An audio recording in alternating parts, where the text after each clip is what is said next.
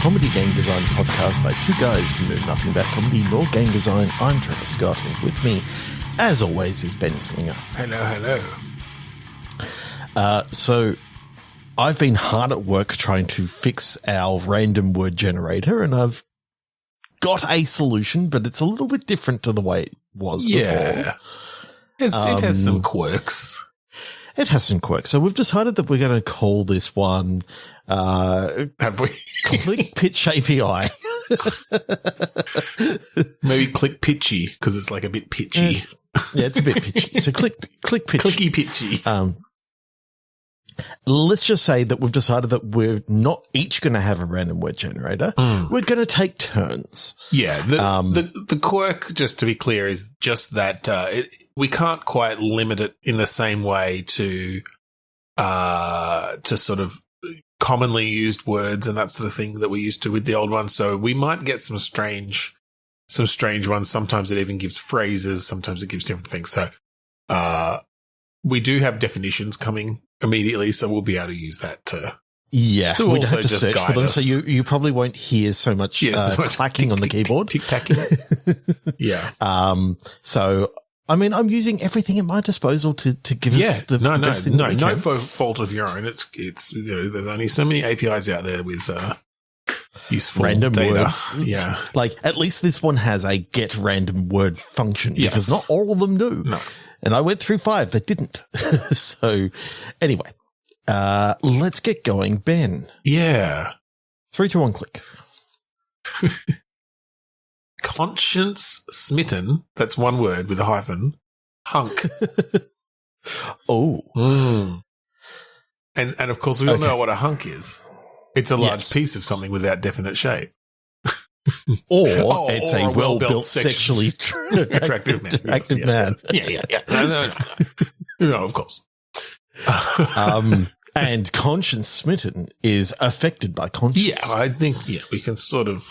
I mean, a well-built, sexually attractive man with a conscience, I mean, that's a thing that doesn't exist. So what would a game? So what would a game about a large piece of something without definite shape that's feeling guilty? Yeah. Okay, I'm getting the feeling of, what if you play the conscience of something?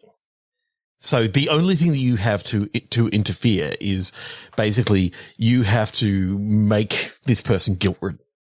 I'm picturing that this is sort of like a Inside Out sort of thing where you're essentially like playing the angel and devil on their shoulder, in a sense, maybe literally. But I'm almost picturing in VR that you're going to go get something that it's like, oh, I need to frighten them so that they don't step into that pit. So it's like, fear of falling, and you find something from their childhood where you can sort of pause the action, as if you're running at lightning speed, and you can sort of put something in place and see if that affects them at all. And I mean, I like the idea. I do like the being the angel on the shoulder, but then you can leave the shoulder and go off and do stuff. I do like that aspect. I wonder. I'm still thinking more Inside Out, like where you are actually at a control panel sort of thing. Oh, I see. Okay. I guess I'm just worried that limits your play space a little. For a VR game, you kind of want to limit your play space a bit. If you're doing VR, I suppose. It's fine. I think I've got a different direction in my head that we could go. But yeah, okay. So, let's talk both. Well, let's talk yours first. So when you say VR and like, okay, so something's happening on the screen. Basically, you've got a big screen in front of you, and you're seeing out the eyes of your human. Yeah. And they're about to make a decision to do something that's going to hurt someone in some way, or that's going to, would otherwise make them feel guilty, or cause harm to themselves, or like we don't have to stick to the guilty thing. But so how are you thinking then that you like trigger these different emotions and push the person, in a particular way? Just through stuff that you've got around you. So okay, so you've got an environment around you that's just got a bunch of like little toys and like whatever you whatever the last people that were running this place actually left you. Right, you're the new intern, and they've just left you there by yourself. And it's like intern out. Yeah. Okay. Well, one aspect of that I like then, and this is a pie in the sky because it would be very difficult to do, but whatever, we're making up this game. You know how in the Inside Out movies they had the dream filter? Where they were just like playing, a sort of a version of the thing, and then the dream filter would essentially kind of make it realistic and make it realistic. Yeah. So I feel like a thing where you're bringing in, like you've got a little toy sheep or whatever, and you, I don't know why I keep going to sheep, but like you move it with your hand and bring it in, and you're seeing in front of you your hand grabbing it and moving it in. But then on the screen, sort of in their mind's eye, they just see a sheep run into the scene. And you can move that around as you want, and we have that play out as if it's realistic. And then, whatever you're then doing to, maybe this is you trying to get them to fall asleep, and so you're bringing sheep in and jumping them over a fence or whatever. But then, I like that interpretation then, that the game interprets what you're doing into things happening, in the human's imagination then, essentially. In the human's imagination, and you're trying to get them to, maybe you have objectives for the day of, you're only dealing with this very short scene of like they're meeting someone for the first time, and you're trying to get them through without, totally screwing everything up. I don't care too much about, the guilty conscience and all this sort of stuff. It's more about, where could you go with this? Like playing the emotions, or playing the, just the inner voice of this character. Well, again, you're almost creating just a playground then for their imagination. Because I'm picturing as well then, perhaps because you mentioned the emotions, maybe you do just have the buttons on the control panel in front of you. And so like you're holding I'm going to go to the fucking sheep again. You're holding the sheep and you hit the sad button, and like the sheep is crying or something, or the sheep dies or whatever. Like, or you're essentially applying that emotion to whatever you're touching. And, every now and again, you never know what's actually going to happen with sad.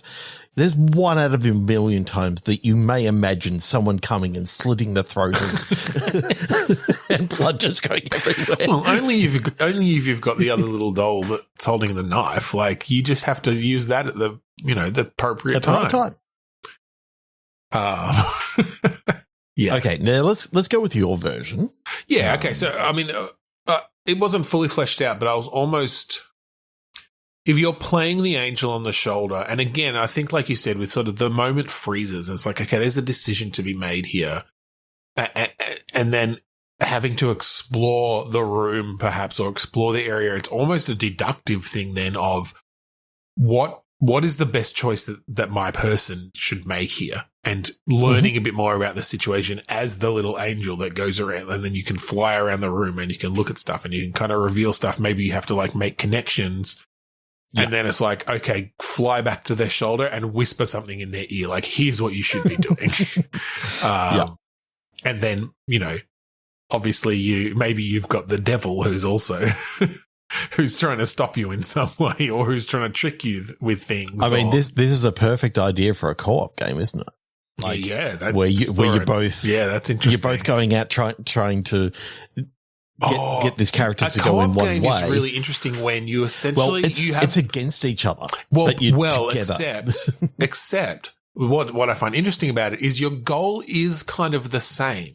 You are trying to do the best for your human. It's just that the ways that you have to go about it as each character are very different.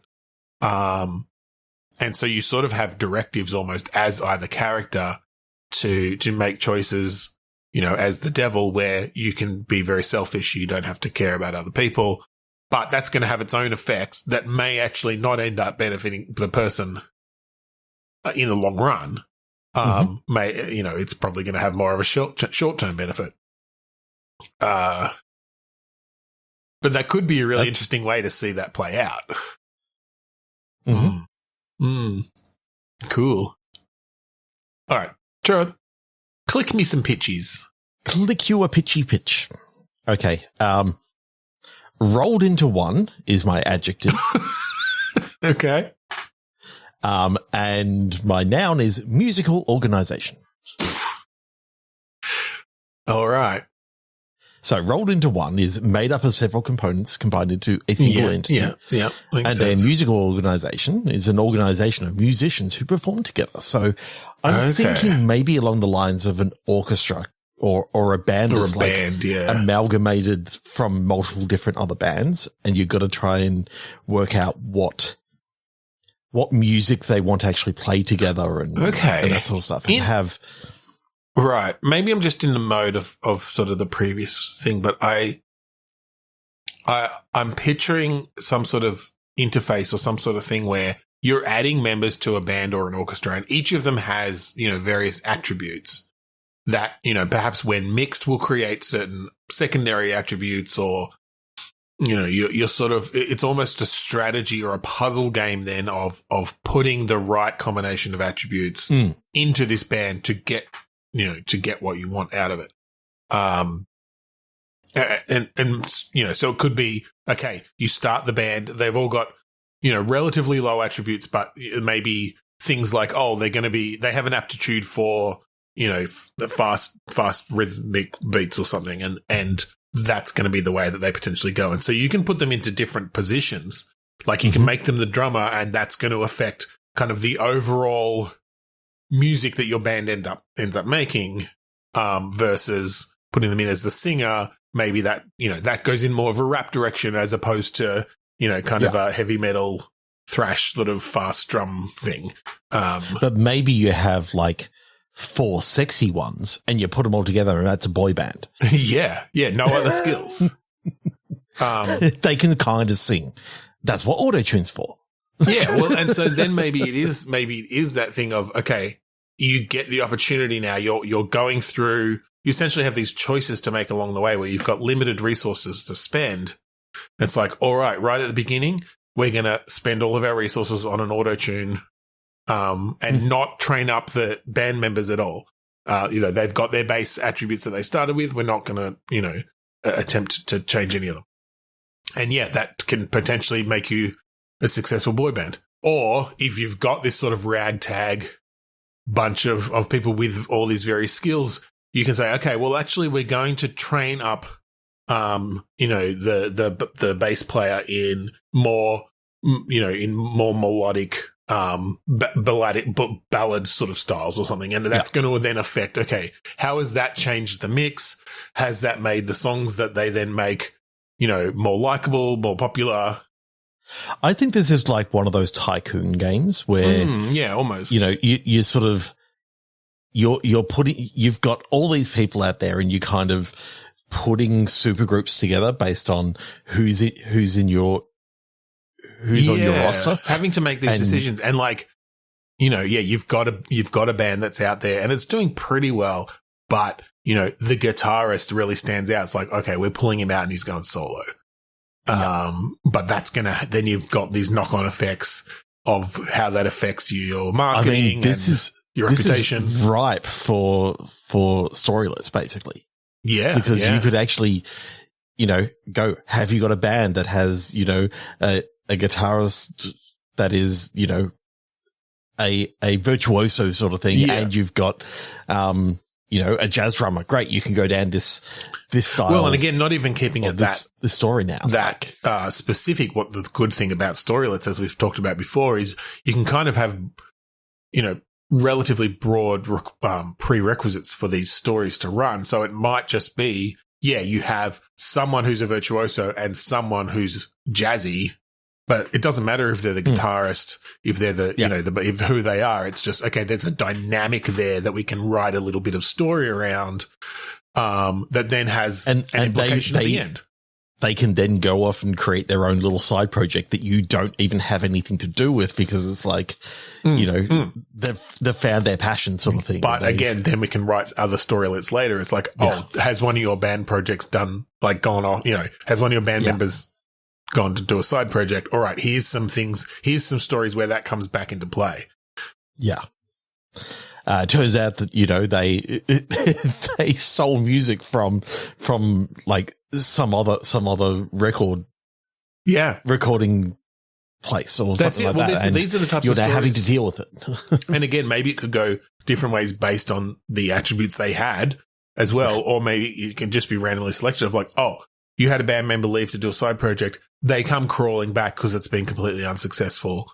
And you've got some decisions to make there. Or they get super successful and now members of your band are thinking of defecting to go and work with them. Or, all these different things that you could have for sure. I really like this. I like the idea of this tycoon game where you're not... A lot of our music games end up basically the same way that, Guitar Hero and all that sort of ended up with trying to do some sort of rhythm game, but to actually put a story game around it and actually, and I think the difficulty, obviously, of a game like this is the music itself. Like, you're playing a game like this, you kind of want to hear, what sort of music would this particular mix come up with? And it's not always going to be easy to have all the different types of tracks that might do that. Yeah. But you could go some other way. You could just have a bunch of tracks where they each have kind of attributes of, this track is 75% jazzy, 30% metal, vocal heavy, different things, and then again with the sort of attributes that your band ends up with, it's like, okay, select these 5 tracks because they, are the closest in attributes to what you've kind of created there. And then, you as the manager as such get to sort of make some choices there as to... Yeah, well, particularly, again, we're making this up. We can do whatever we want. If they're original songs and you've got all the stems and stuff, like you could do some of the fun stuff that Guitar Hero started doing, where it's like, you get to hear individual parts of this music as it builds up or as it's played. It's like, there's a storylet where you're working with the vocalist alone in the studio.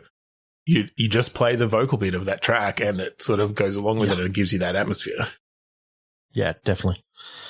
Definitely. Oh, that's really cool. Yeah. Like Ben, click me some pitchies. Okay.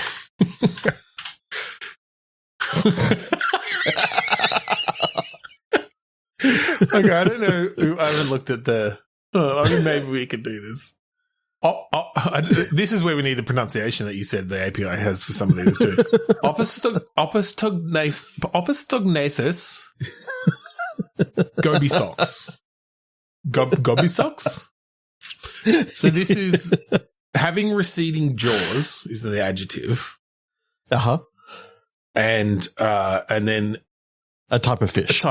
Essentially, of the genus Gobisocidae or Jobisocidae, whatever that is. A fish genus. So, a fish with receding jaws. No. Actually, is it? No. Is it the receding jaws? No.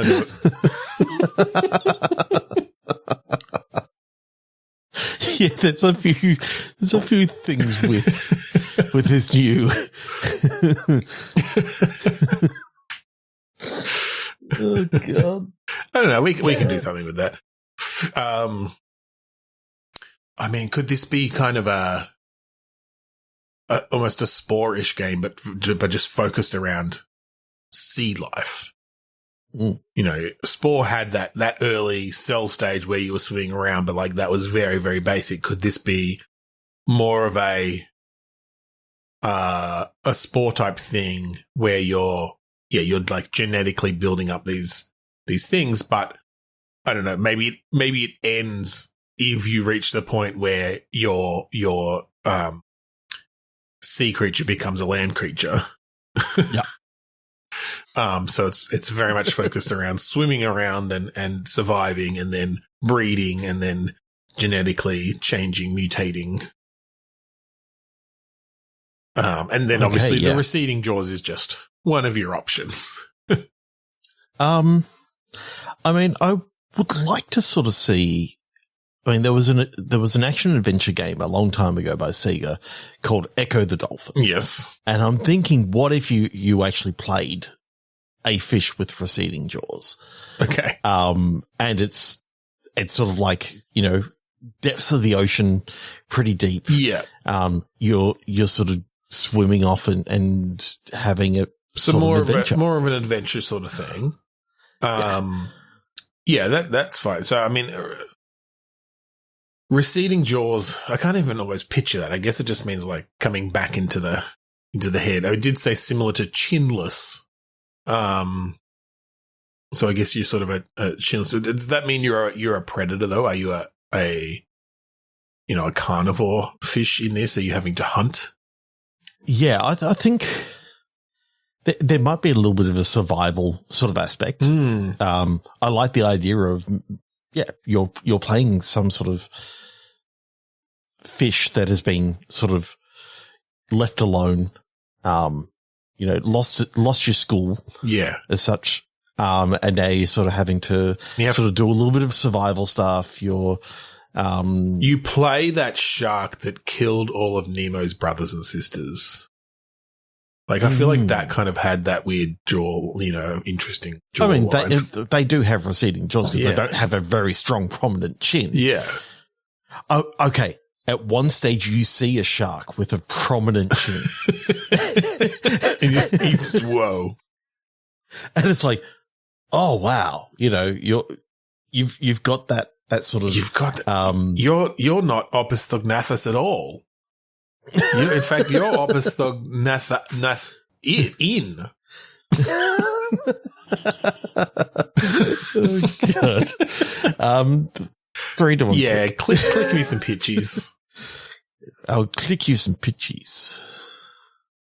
Uproarious flirting. Ooh, okay. There's something we can wrap our receding jaw around. Now, there's 2 different ways that you can take uproarious. One is uncontrollably noisy, and the other one is marked by causing boisterous merriment or convulsive laughter. I'm amused by just noisy flirting. Like, you don't mean to be that noisy, but everyone can hear you trying to hit on someone. You just can't keep that volume down. I mean, flirting is difficult to put in a game as any sort of system, really. So maybe we take that more narratively. Do we go almost a Leisure Suit Larry style? It's sort of about finding partners, romantic or sexual, at a party. So that's the uncontrollable, noisy sort of things. Okay, so maybe one of these ones where it's more about, you've got a bunch of, maybe not storylets with this one, but different. It's sort of like Spy Party, branches, but flirting. So maybe one of the storylines is you go to flirt someone and they're like, "Don't move. There is a sniper aimed at you right now." They are trying to figure out who is working for the enemy, and it's actually they've drank too much and they're paranoid. But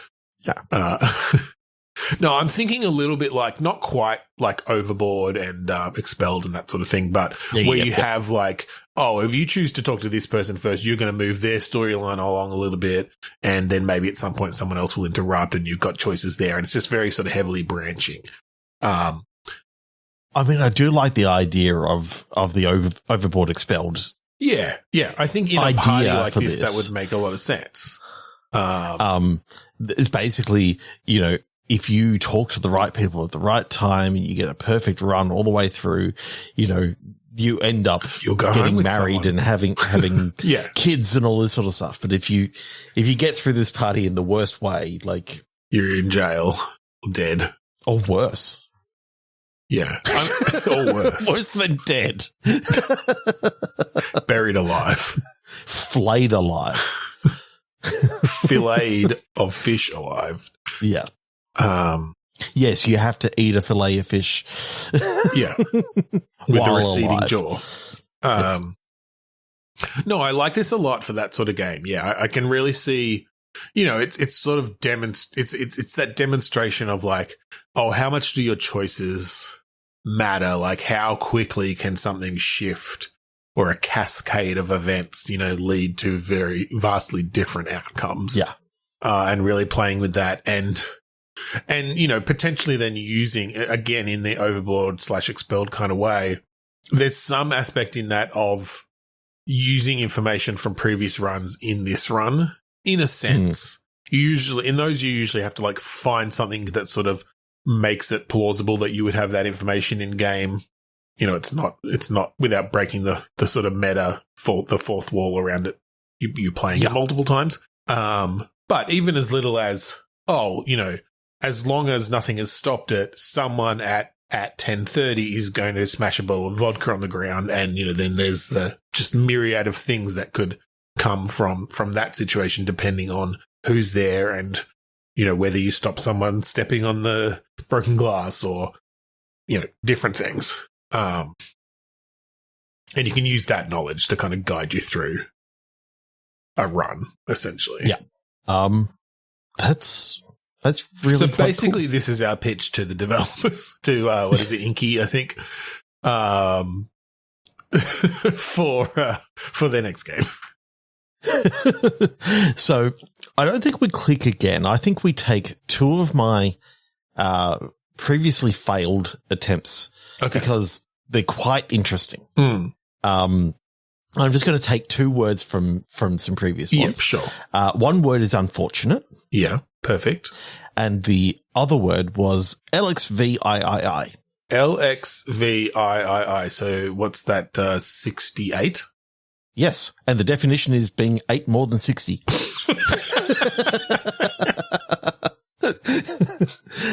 So unfortunate and 68. I'm thinking whatever this thing is, 1968 times. Or 2068. Oh, okay, yeah. I was thinking years because often, Roman numerals will be, copyright years and that sort of things, particularly in, the older 20th century movies. But okay, 68 times. It's someone trying not to have it happen the 69th time because they don't want to hear everyone say nice.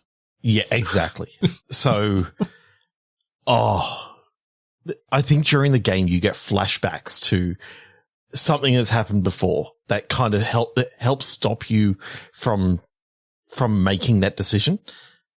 It's sort of like, is this whole game about avoiding saying 69? Because it's the sex number and everyone will say nice and think it's funny. It's just unfortunate that if anyone ever says 69 around you, you instantly die. Just as they say nice. I think it's just that it's become such the joke that everyone in your proximity says nice and your head explodes from the like resonant frequency of all the people who need to make the one joke that exists. Yeah. So how far can you get in your run before you hear? It's basically the Whamageddon of sex numbers. Okay. I do like that though, that instead of you were trying to avoid saying it, yes, you're trying to avoid hearing it anywhere. Maybe it's that you can't resist saying nice, but everyone hates when you do it. And so if you hear, like, you walk into the deli and you pick a number and it's 70 and you're like, fuck, I gotta leave because before the person before me gets served. And just as you're about to leave, 69, nice. Fuck. Game over. Game over. You niced. Okay, I think that's it for tonight. Yeah, let's leave it there. So thank you for joining us this week on Bitstorm. If you'd like to find our previous episodes online, go to podchaser.com/Bitstorm or bitstormcast.com or wherever you find your finely aged and oak barreled podcasts. Yep. If you like the song that we play at the start and end of each episode, that song is called Mount Defiance off of the album Containment Failure by the band Kuradust. It is not Axel F as what happened 2 weeks ago. Yeah. Because I've just edited that episode just recently and it's in my head. So you can get that at kuradust.bandcamp.com for free. Yeah. That's right. So thank you again for joining us this week on Bitstorm. I'm Ben Slinger. I'm Trevor Scott. Trevor, how many episodes do you think we did in the first 1.3 years? Oh, it must have been around 68 or 69. Nice.